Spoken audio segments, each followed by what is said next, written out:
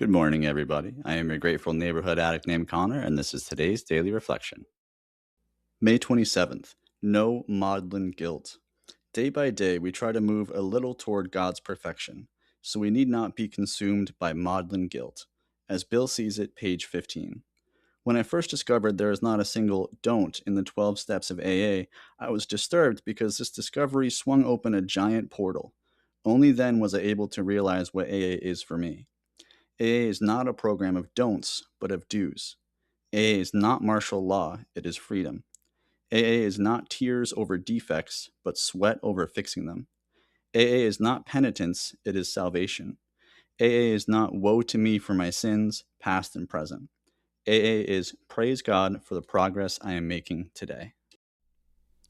Hey everybody, so today's going to be a little bit more short and sweet than yesterday, I think.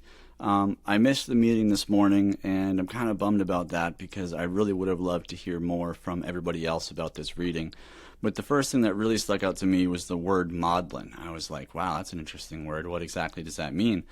And it means self-pityingly or tearfully sentimental, often through drunkenness.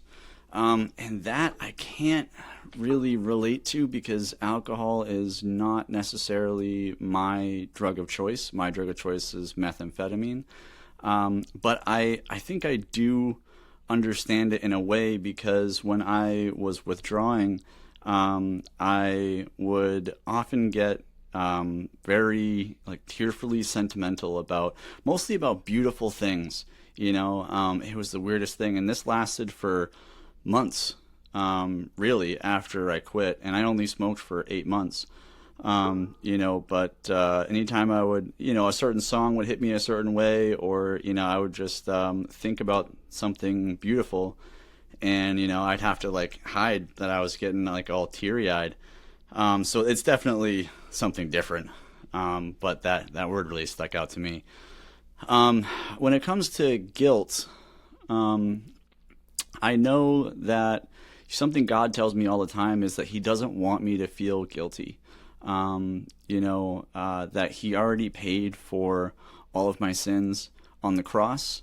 And that's something I want to do a deep dive into. Not necessarily guilt specifically, but the cross, to really understand the cross, because at least in my mind, there's something that's still a little bit mysterious about the whole process. Like, why did it have to be done that way? I definitely have some questions that I would really like to answer so that I can understand that better and go deeper in my faith.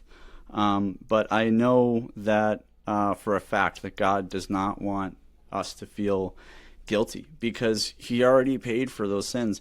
That's what He meant when He said it is finished on the cross. He was talking about shame and guilt for the sins that we committed that He's washed us clean of and paid for.